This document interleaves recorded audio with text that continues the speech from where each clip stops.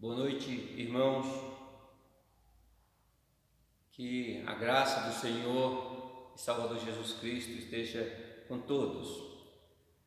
Abra a sua Bíblia lá na primeira epístola de Paulo aos Filipenses. Filipenses, capítulo 1, gostaria de ler dos versos 3 até o versículo de número 8. Epístola de Paulo aos Filipenses, capítulo 1, dos versos 3 até o versículo de número 8, nos diz assim a palavra do Senhor: Dou graças ao meu Deus por tudo que recordo de vós, fazendo sempre com alegria súplicas por todos vós, em todas as minhas orações, pela vossa cooperação no Evangelho desde o primeiro dia até agora. Estou plenamente certo de que aquele que começou boa obra em vós há de completá-la até ao dia de Cristo Jesus. Aliás, é justo que eu assim pense de todos vós, porque vos trago no coração, seja nas minhas algemas, seja na defesa e confirmação do Evangelho, pois todos sois participantes da graça comigo. Pois minha testemunha é Deus, da saudade que tenho de todos vós na terna misericórdia de Cristo Jesus. Oremos. Deus dos céus, nós te louvamos, nós te exaltamos, porque a tua palavra é motivo de grande alegria, de consolo às nossas almas. Deus, gostaria que o Senhor falasse conosco, fala conosco, Deus dos céus, de maneira que sejamos instruídos por tua palavra, de maneira que os nossos olhos sejam postos, ó Pai, naquele dia em que o Senhor há de restaurar o teu povo por completo. Tenha misericórdia das nossas vidas, em nome do Senhor Jesus Cristo. Amém. Irmãos, alguém já disse que há duas perguntas que todos os crentes deveriam responder, duas perguntas extremamente importantes. A primeira pergunta é: o que Deus está realizando no mundo neste momento? A segunda pergunta é: e de que maneira devo reagir a essa ação de Deus? Creio que responder a essas duas perguntas se fazem necessários nos dias em que nós estamos vivendo, diante das circunstâncias que nos abalam. Paulo, irmãos, ele sabia como superar a depressão. Paulo sabia como superar a ansiedade, as preocupações. Paulo sabia como viver diante dessas circunstâncias. Acima de tudo, porque ele sabia que a sua vida estava diante do seu Senhor. As circunstâncias, a época em que Paulo escreveu essa carta a essa igreja, eram circunstâncias terríveis. Uma época complicada para o Evangelho do Senhor Jesus Cristo. Ele estava preso em Roma e provavelmente já soubesse que seria sentenciado à morte. No entanto, veja que o seu coração está cheio de alegria, mesmo sabendo das circunstâncias, mesmo sabendo que não teria muitos dias de vida, ainda assim ele se alegra, ele exalta o nome do Senhor por aquilo que o Senhor estava fazendo no meio do seu povo, no meio da sua igreja. Quais eram mesmo, irmãos, os motivos de sua alegria? Vejam, irmãos, que a igreja a quem Paulo estava escrevendo essa carta, evidentemente, não era uma igreja perfeita. Ele os exortou a viverem de modo digno do Evangelho, a não fazerem nada por partidarismo ou vanglória. Entre outras coisas, ele também ordenou: fazei tudo sem murmuração, nem contendas. Apesar de suas falhas, o fato é que à medida que Paulo pensava sobre essa amada congregação, a sua alegria transbordava, porque a sua fidelidade, a fidelidade desses crentes, o amor desses crentes, a firmeza espiritual dessa igreja, irmãos, contribuíam para isso. Ele estava pensando no progresso da fé. Não há nada que traga maior alegria quando nós pensamos na glória do nosso Deus. no bem da igreja do nosso Deus, em como a igreja tem glorificado o nosso Deus. Nesses versos aqui, irmãos, Paulo nos dá 5 elementos específicos da sua alegria. Uma alegria, evidentemente, fruto do Espírito Santo, uma alegria vinda dos céus. É verdade que esses aspectos colocados por Paulo aqui parecem estranhos, porque esperaríamos que ele fosse falar de grandes coisas, esperaríamos que ele fosse dar grandes motivos para a sua alegria, mas ao invés disso ele fala de coisas simples, coisas pequenas que o Senhor estava fazendo, pequenas, mas de valores eternos, coisas pequenas, mas que trazia a honra, trazia a glória ao nome do Senhor. Quais são, irmãos, então, os motivos da sua alegria? Primeiramente, nós podemos ver que a sua alegria aqui estava baseada, primeiramente, a alegria da recordação. O texto que lemos começa dizendo: dou graças ao meu Deus por tudo que recordo de vós. Paulo dá graças a Deus por seus irmãos e irmãs espirituais, pela vida da igreja em Filipos ao longo dos anos. Aquela igreja havia sido uma bênção e motivo de grande alegria. Sua gratidão, irmãos, pelos filipenses é dirigida a Deus, enfatizando que só o Senhor é a fonte de toda a sua alegria. Ele se alegra ao recordar da caminhada espiritual dessa igreja. Isso para ele era motivo de grande alegria. Aquilo que o Senhor tinha feito no meio do seu povo, isso para ele era motivo de grande alegria. Certamente ele lembrava quando pela primeira vez ele esteve ali na cidade de Filipos. Paulo foi levado àquele lugar pelo Espírito Santo no sábado, como registrado lá em Atos. Fora da cidade, o texto lá nos diz que ele pregou o Evangelho de Cristo a algumas poucas mulheres. Uma dessas mulheres era Lídia, a quem o Espírito Santo abriu seu coração para as coisas que Paulo dizia. Ela e todos os da sua casa se converteram ao Senhor, foram batizados, e a igreja do Senhor Jesus Cristo foi estabelecida naquele lugar. Ele se alegrava por isso. Isso era motivo de grande alegria. Certamente Paulo também, irmãos, tinha em memória aquela jovem possuída por um demônio, que trazia aos seus proprietários considerável riqueza por causa de suas adivinhações. Ela o seguia por alguns dias, dizendo que eles eram servos do Altíssimo, que anunciavam o caminho da salvação. Paulo, irmãos, provavelmente lembrou do tempo em que passou na prisão por ter expulsado aquele demônio. Certamente ele lembrou que mesmo estando nessa situação, após serem chicoteados, serem maltratados, o Senhor havia lhe dado paz, o Senhor havia lhe dado grande alegria. E eles louvavam ao Senhor enquanto o Senhor usou a sua prisão para trazer o carcereiro e toda a sua família à salvação. Essas coisas simples eram motivos da sua alegria. Irmãos, em que está baseada a nossa alegria? Está baseada nas coisas que o Senhor tem feito no nosso meio, na forma como o Senhor tem respondido às nossas orações, na forma como o Senhor tem sido glorificado e exaltado em nossas vidas. A nossa alegria está baseada nessas coisas, ou a nossa alegria está baseada naquilo que o mundo tem procurado, naquilo que o mundo tem buscado? Pensemos nisso, principalmente nos dias em que nós estamos vivendo, irmãos. Paulo deve, irmãos, ter frequentemente lembrado que depois que ele deixou a Macedônia, a igreja de Filipos foi a única que o ajudou financeiramente, se importou, se envolveu com ele na pregação do Evangelho. Veja que grande parte da sua alegria estava baseada nessas recordações agradáveis, no amor desses crentes, na esperança vivida por esses crentes. E como esses crentes eram consistentemente fiéis ao Senhor.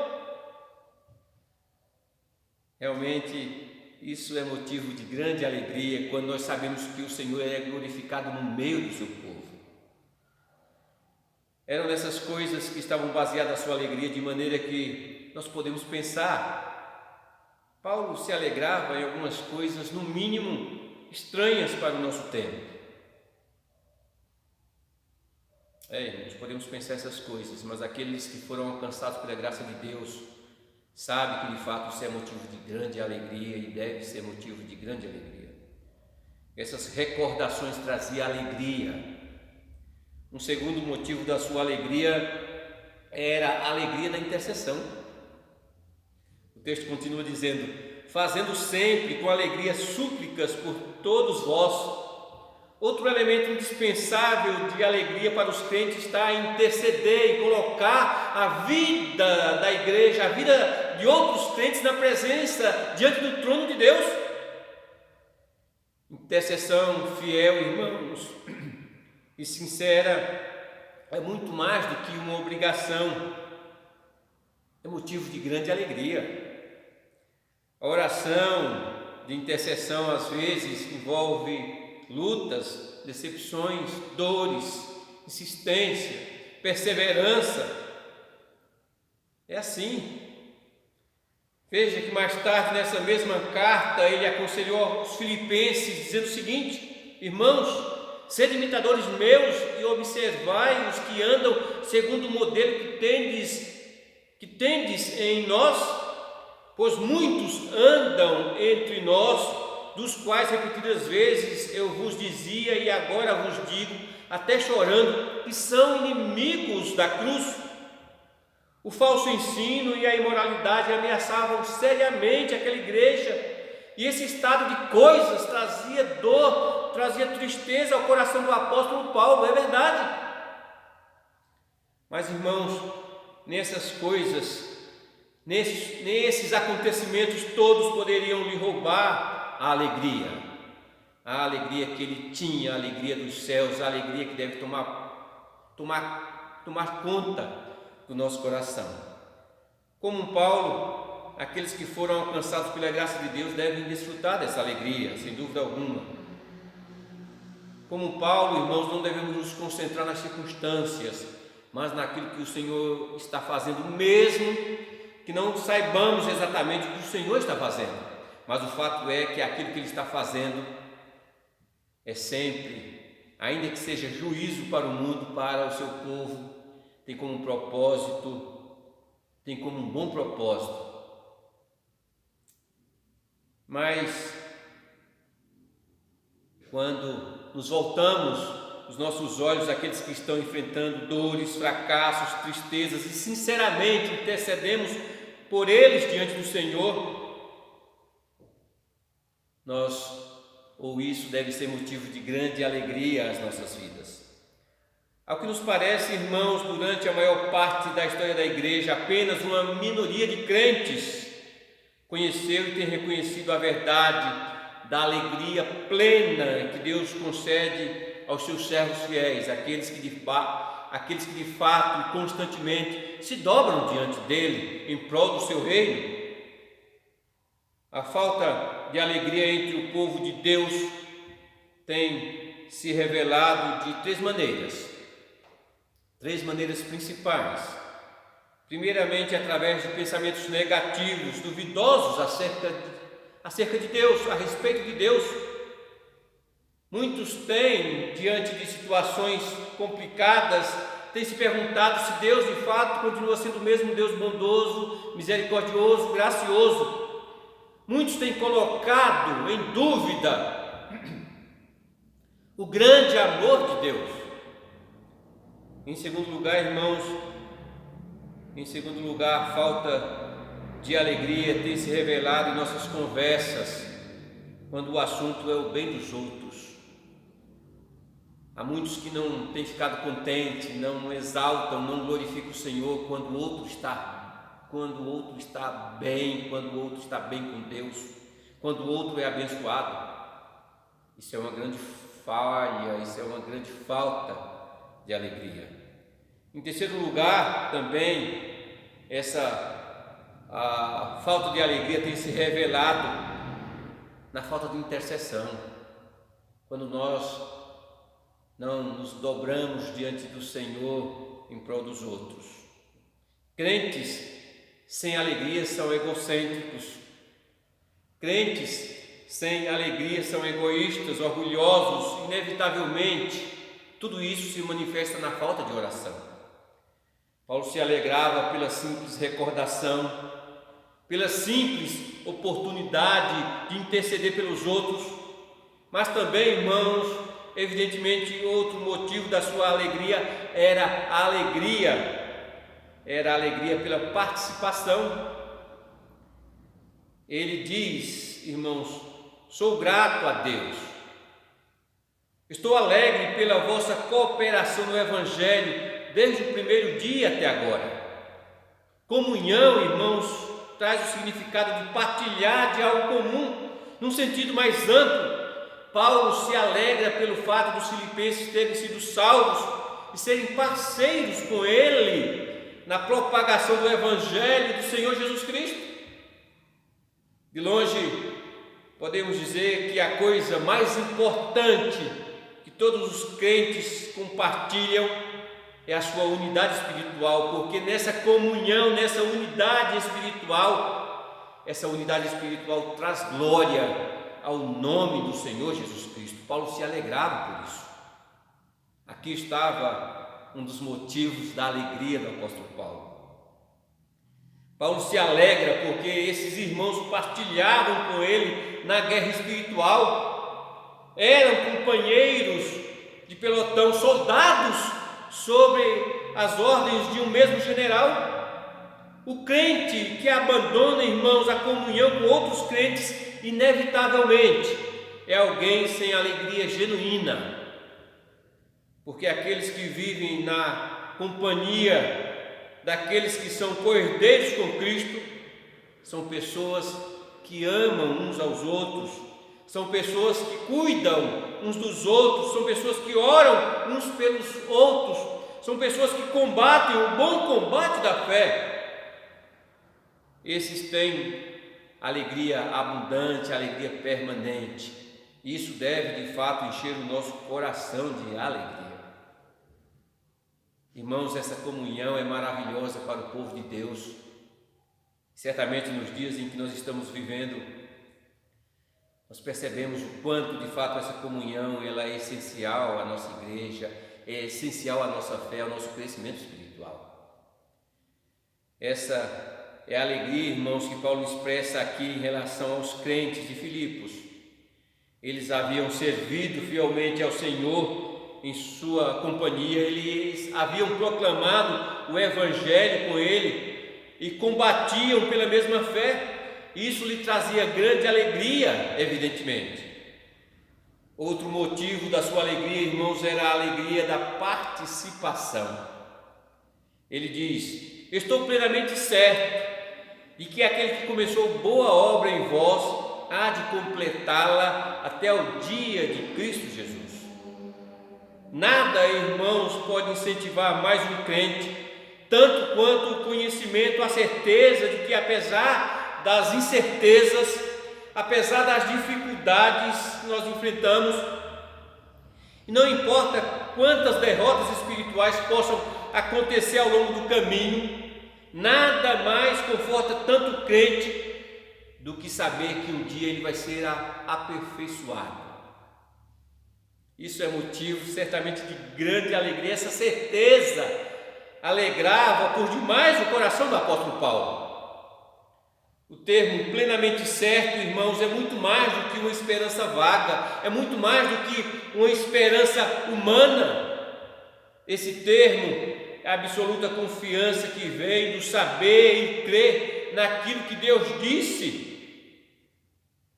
Foi Deus que começou a obra da salvação, e é esse mesmo Deus, irmãos, através do Santo Espírito, que vai completar essa obra da salvação em nossas vidas. A certeza disso deve trazer grande alegria às nossas vidas, descanso aos nossos corações, confiança nesse Deus que tudo faz para a glória do seu nome, para o louvor do seu nome.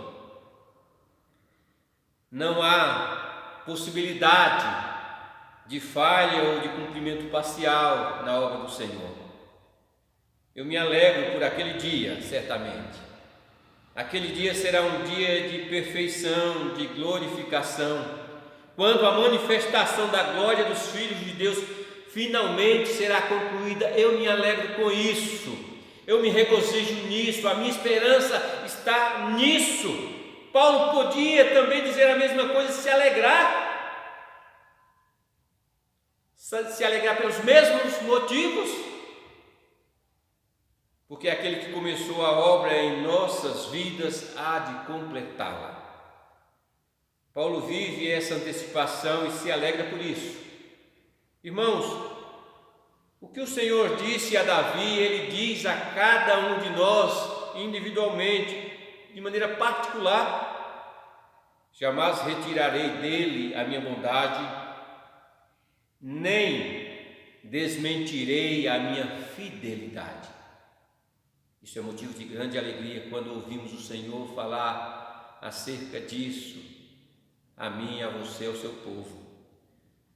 Por que eu digo isso? Porque facilmente ficamos desanimados quando nós nos concentramos nos problemas, nas fraquezas, nas imperfeições. Evidentemente que esses pecados não devem ser ignorados ou minimizados, evidentemente que não.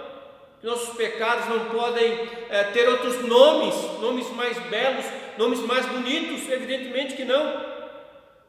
Mas também, irmãos, não devem ofuscar a maravilhosa realidade do futuro glorioso que há de ser revelado naquele dia, no dia em que o Senhor Jesus Cristo virá para buscar o seu povo.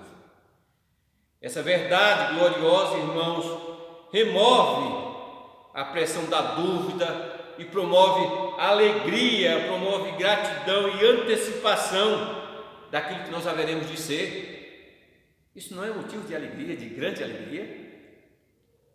Irmãos, isso é motivo de imensa alegria para o povo de Deus. Essa verdade liberta o povo de Deus para vivermos mais abundantemente a nossa comunhão com o Senhor. Deus, irmãos, não tem obras inacabadas, tenha certeza disso. O Deus que salva é o mesmo Deus que justifica. O Deus que salva é o mesmo Deus que santifica. O Deus que salva é o mesmo Deus que glorifica. Finalmente, irmãos, um quinto motivo da alegria de Paulo era a alegria da afeição. Em outras palavras, ele diz: sou grato ao Senhor, eu me alegro. Aliás, é justo que eu assim pense de todos vós, porque vos trago no coração. E no mesmo versículo, no versículo seguinte, versículo 8, ele diz: pois minha testemunha é Deus da saudade que tenho de todos vós, da eterna misericórdia de Cristo Jesus. Irmãos, percebem quais os elementos da alegria do apóstolo Paulo? E como esses elementos da alegria do apóstolo Paulo, para muitos, parecem estranhos? Ele se alegra ao recordar dos irmãos, a simples recordação, ele se alegra com isso.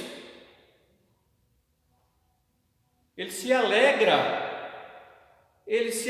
pelo simples fato de interceder por eles, interceder pela igreja. Ele se alegra pela participação deles na obra de Cristo. Ele se alegra pela antecipação da glória. Veja que motivos! Vejam os motivos da sua alegria. Para muitos não parecem motivos tão bons assim para se alegrar, não é? Não parece porque certamente os pés de muitos estão naquilo que o mundo pode oferecer, naquilo que essa terra pode oferecer. O pensamento de muitos estão naquilo que eles podem conquistar tão somente. Ainda mais para alguém que sabe que logo seria decapitado. A alegria do apóstolo Paulo, essa alegria sustentava a fé desse grande irmão. Irmãos, quais são os motivos que nos trazem alegria? Quais são? O que tem nos inquietado essa pandemia? É a situação econômica do nosso país? É a situação política do nosso país? Essas coisas têm de fato tirado a nossa alegria? Ou a nossa alegria está naquilo que Deus está fazendo? Apesar de não vermos claramente, nós cremos que Ele está fazendo grandes coisas para o bem da sua igreja, para o bem do seu povo. Para Paulo não havia alegria maior do que aquela que é produzida por uma profunda, permanente e genuína afeição pelos outros, a comunhão de sua igreja com o Senhor. Vejam que ele não está aqui reclamando da sua situação, que é extremamente difícil, mas ele está contente ao ver que concluía a tarefa que o Senhor havia colocado em suas mãos. E essa tarefa, e por causa dessa tarefa concluída, ele se alegrava, de maneira que lá na sua epístola a Timóteo ele diz: eu concluí, eu terminei o trabalho que o Senhor colocou em minhas mãos, e aguardo tão somente a coroa, aquilo que o Senhor me prometeu. Vejam que ele clama a Deus por sua testemunha, porque a sua alegria era movida pelo amor a Ele, pelo amor à sua obra. O que tem roubado? Quais os empecilhos? Porque muitos crentes na igreja têm dificuldade de sentir essa alegria. Irmãos, em primeiro lugar, o que mais tem impedido essa alegria é a falsa salvação. Muitos frequentam a igreja onde a palavra de Deus é pregada, participam da comunhão, no entanto, essas pessoas não desfrutam da alegria porque não conhecem de fato o Senhor Jesus Cristo. Um segundo fator que tem dificultado a alegria dos crentes é a influência de Satanás.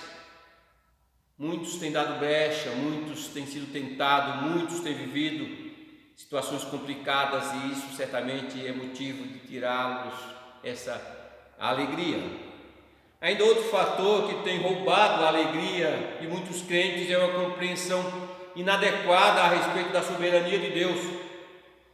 Quando os crentes estão por demais preocupados com as circunstâncias presentes, apreensivos com o futuro, eles estão tão somente duvidando desse Deus soberano. Essa é a grande verdade.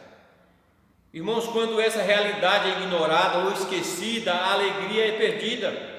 Quando o profeta Abacuque se esqueceu dessa grande verdade, que é um dos pilares de sustentação da nossa fé, ele gritou em desespero: até quando, Senhor, clamarei eu e tu não me escutarás? Gritar-te-ei violência e não salvarás?